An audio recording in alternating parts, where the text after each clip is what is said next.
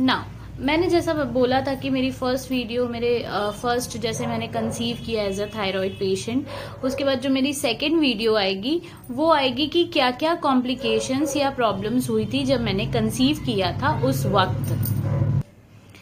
तो जो सबसे पहला सिम्टम होता है जब हम प्रेगनेंसी कंसीव करते हैं वो होता है कि हमारे पीरियड्स जो होते हैं वो मिस हो जाते हैं। ठीक है, फर्स्ट सिम्टम ये होता है।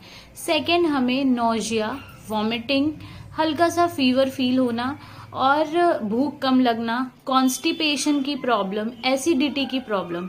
कॉन्स्टिपेशन और एसिडिटी की जो प्रॉब्लम होती है वो होती है इसलिए क्योंकि हमारी जो बॉडी में प्रोजेस्ट्रॉन लेवल होता है वो इंक्रीज हो जाता है, इस वजह से हमें ये प्रॉब्लम होती है। ठीक है, अब हमें करना क्या है? सबसे पहले हो सकता है कि आपकी तबीयत भी खराब हो, जैसे जब मैंने फरवरी में कंसीव किया था तो उस टाइम पे क्या था कि वायरल का बहुत ज्यादा प्रॉब्लम चल रहा था, मतलब बहुत तेजी से उस टाइम पे वायरल हो रहा था सबको। तो मुझे भी यही लगा 15 डेज तक कि मुझे हो सकता है वायरल फीवर हो, तो मैंने पैरासीटामोल लेना स्टार्ट कर दिया था।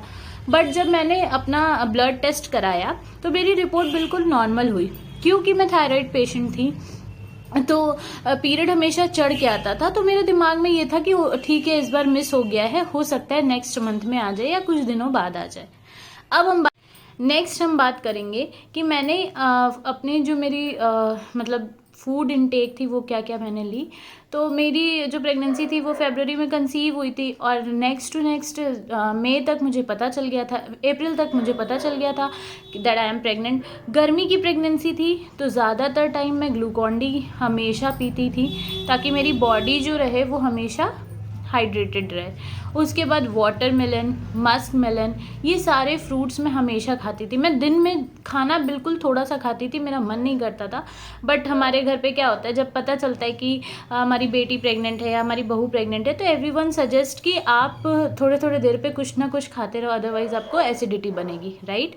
तो मेरा भी ऐसे ही था, मन नहीं करता था फिर भी मैं थोड़ा थोड़ा खाना खाती थी, खाना कम कर दी थी और फ्रूट्स, जूस, इन सब का जो इनटेक था वो मैंने बढ़ा दिया था। ठीक है, और सबसे बड़ी बात, काफ़ी डर लगता है ऑब्वियसली, सबका ये फर्स्ट एक्सपीरियंस होता है और बहुत डर लगता है, बहुत सारी चीज़ें दिमाग में चल रही होती है, मूड स्विंग्स हमारे होते रहते हैं, हार्मोनल चेंजेस हमारी बॉडी में होते रहते हैं।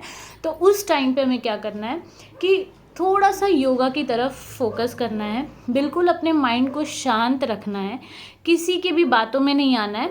हर बच्चा अपनी किस्मत लेके आता है और जो बच्चे के हिसाब से हमको ढलना पड़ता है, मतलब बीइंग एज अ मदर हमें ढलना पड़ता है, ना कि बच्चे को हमें अपने मतलब हम अपने हिसाब से रखेंगे, ऐसा नहीं होता है। जैसा बच्चा चाहता है, जैसा बच्चा होना चाहिए, मतलब वो अपने हिसाब से ही हमारी बॉडी में भी रहता है, बाहर आने पे भी हमें उसके हिसाब से ही काम करना पड़ता है। तो सबकी प्रेगनेंसी जर्नी अलग होती है, सबके बच्चे अलग होते हैं, किसी का कंपैरिजन नहीं करना चाहिए।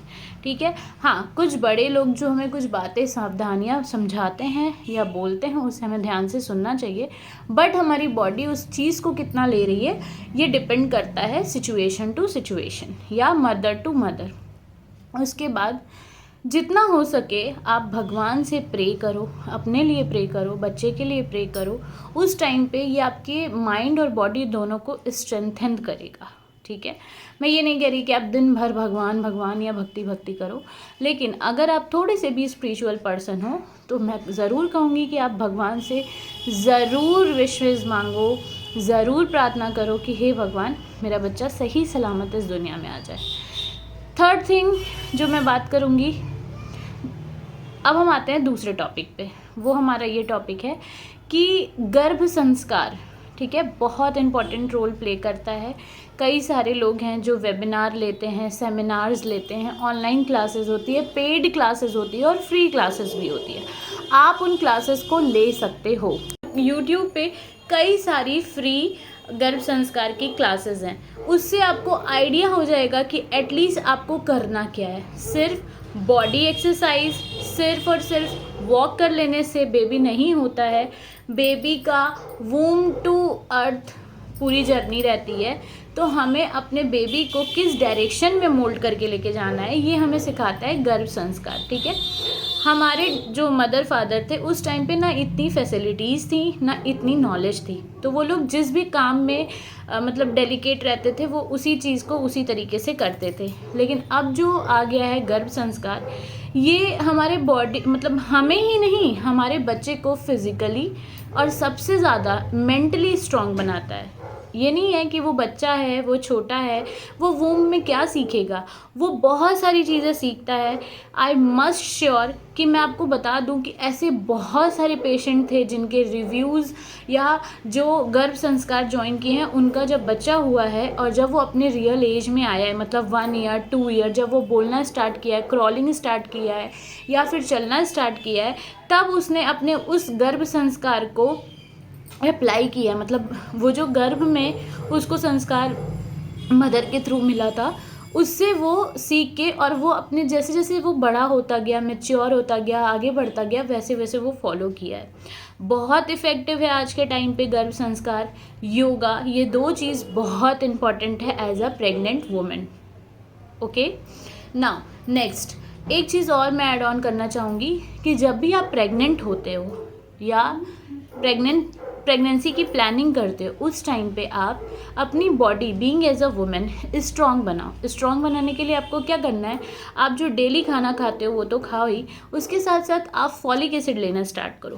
फॉलिक एसिड आज भी हमारे इंडिया में ऐसे कई सारे पेशेंट हैं या ऐसी कई सारी माएँ हैं जिनको फॉलिक एसिड दिया जाता है, क्योंकि अवेयरनेस नहीं है, दिया जाता है पर वो लेती नहीं है और उससे बच्चे की ग्रोथ पे बहुत असर पड़ता है। आप इसको बिफोर प्रेगनेंसी भी ले सकते हो, खा सकते हो, 2-3 महीने पहले भी फॉलिक एसिड ले सकते हो, विटामिन ई की कैप्सूल ले सकते हो, जिससे क्या होता है कि आपके प्रेगनेंसी में कंसीव करने में हेल्प करता है, नंबर 1। और सेकंड थिंग ये कि जो फॉलिक एसिड होता है वो थ्रू आउट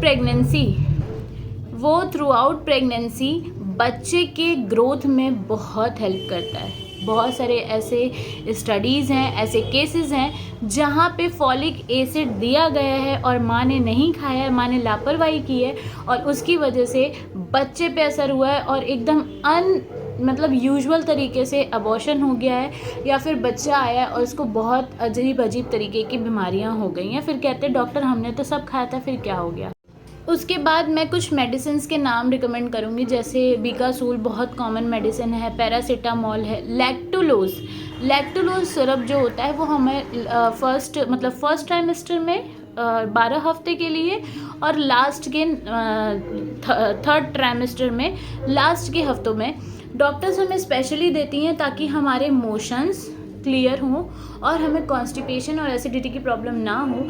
क्योंकि क्या होता है, जो हमारा पेल्विक बोन होता है, अगर वहाँ पे पॉटी इकट्ठी हो जाती है तो बच्चे दबते हैं, बच्चा प्रेशर लगाता है 9 मंथ्स में और पॉटी की वजह से वो मूवमेंट अच्छे से नहीं कर पाता है। इस वजह से माँ और बच्चों दोनों को प्रॉब्लम होती है। इसीलिए लैक्टुलोज सिरप है वो आप पानी में मिला के भी पी सकते हो, रात में पी सकते हो। मेरी डॉक्टर ने मुझे बोला था, मेरे हस्बैंड ने बोला था कि आप मैम ये बाहर की चीज़ें खा रही हैं, ये क्या सही है?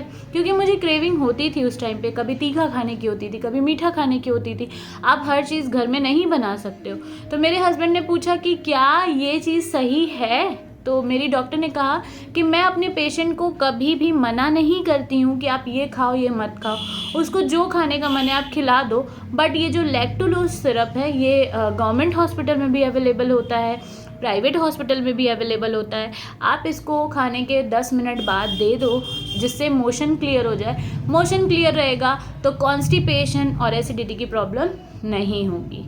मिलते हैं नेक्स्ट वीडियो में और भी इंफॉर्मेटिव इन्फॉर्मेशन के साथ। Thank you.